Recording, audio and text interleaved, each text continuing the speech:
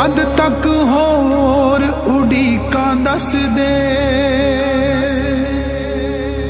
पक्कियां कोई तरीका दस दे। अस्सलाम वालेकुम भाई दोस्तों, अज असी तुहानू विखा रहे हैं गुजरांवाला दा वाइट हाउस, जिन्हों कहने वाले गुजरांवाला दा वाइट हाउस कहते हैं। तो दोस्तों वाकई है वेखण दे विच किसी वाइट हाउस तो घट नहीं।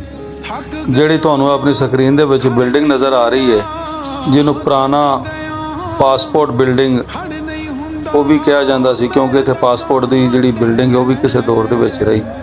दरअसल है नगीना फैक्ट्री के मालक नगीना इंडस्ट्री जिहड़ी पाकिस्तान बनन तो पहला 47 की वंड तो पहला जिहड़ी नगीना इंडस्ट्री मशहूर सी गुजरांवाला दे विच, बल्कि इहदा जिहड़ा बनाया इंडस्ट्रीयल पार्ट्स पूरी दुनिया दे विच जांदा सी। ये उहदे मालक सरदार लाभ सिंह, ये उन्हां दी हवेली है, उन्हां दा घर है जिहड़ा कि तुसीं वेख रहे हो।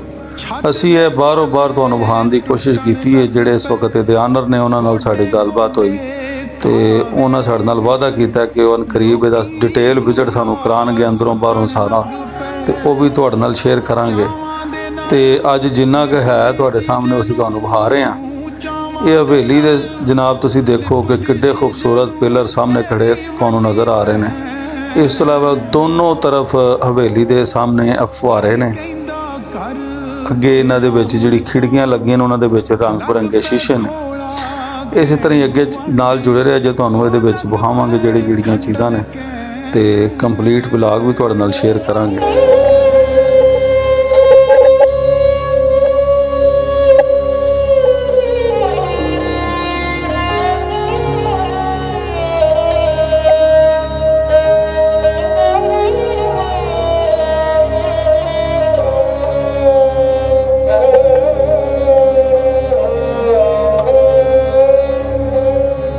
इस वक्त जिहड़ा तुसीं अपनी स्क्रीन दे विच देख रहे हो दोस्तों, इहदा सहन है अगला, जिन्हों दलान कह लो या वेड़ा कह लो छोटा जा। ये सामने जिहड़े तुहानूं नज़र आ रहे हैं, इहदे पिछे असल दे विच सारे कमरे बने ने, साइडां दे सारे कमरे ने, ते विचों ओपन एरिया ते उत्थे भी एक फुहारा लगा।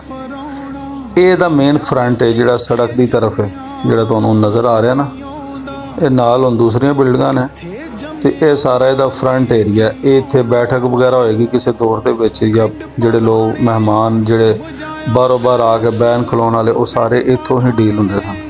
असल जिहड़ी बिल्डिंग है घर दी वो इस बिल्डिंग के पिछले पासे वे जिहदी साइडां दे कमरे ने, ते विच एक बड़ा खुला सारा वेड़ा है।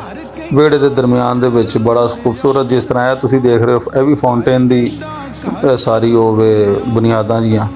इसी तरह दूसरे कोने ते भी ते एक इसी तरह की बड़ा खूबसूरत जिहड़ा वो इहदे अंदर भी वाक़या। खंडर के ओ मुड़िया परदेसिया,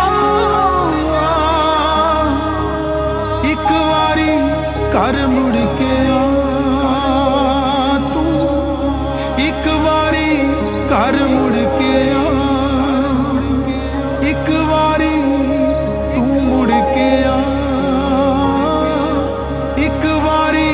घर मुड़ के आ।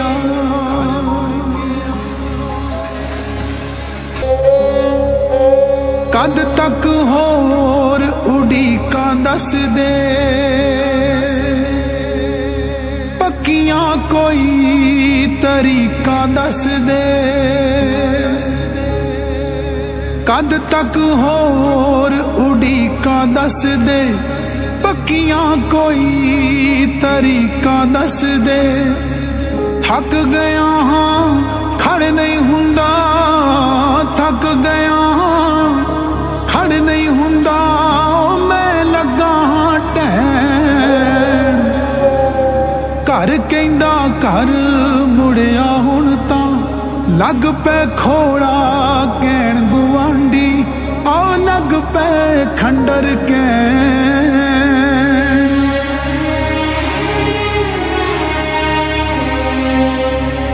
राह वाली कंध कद दी डिग पई, छत दे बाले टुटण लग पे, गोडे गोडे कावेड़े विच लोकी कूड़ा सुटण लग पे। चावां दे नाल लिपदी सी जनू, चावां ਡੁੱਬਦੀ ਸੀ ਜਨੂੰ ਤੇਰੀ ਵੱਡੀ ਭੈਣ ਘਰ ਕਹਿੰਦਾ ਘਰ ਮੁੜਿਆ ਹੁਣ ਤਾਂ ਲੱਗ ਪੈ ਖੋਲਾ ਕਹਿਣ ਗੁਆਂਢੀ ਉਹ ਲੱਗ ਪੈ ਖੰਡਰ ਕਹਿਣ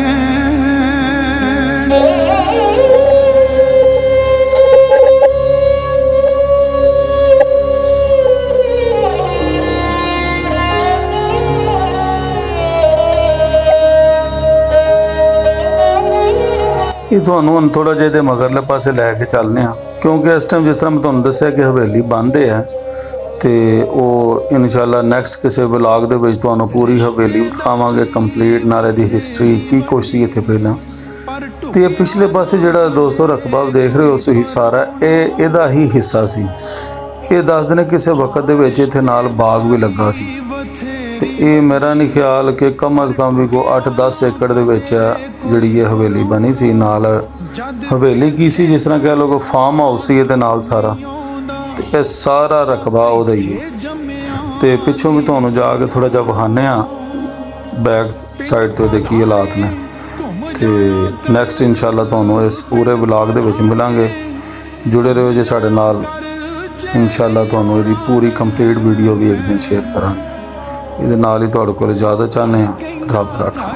ਮੁੜਿਆ ਹੁਣ ਤਾਂ ਘਰ ਕਹਿੰਦਾ ਘਰ ਮੁੜਿਆ ਹੁਣ ਤਾਂ ਲੱਗ ਪੈ ਖੋਲਾ ਕਹਿਣ ਗੁਆਂਢੀ ਉਹ ਲੱਗ ਪੈ ਖੰਡਰ ਕਹਿਣ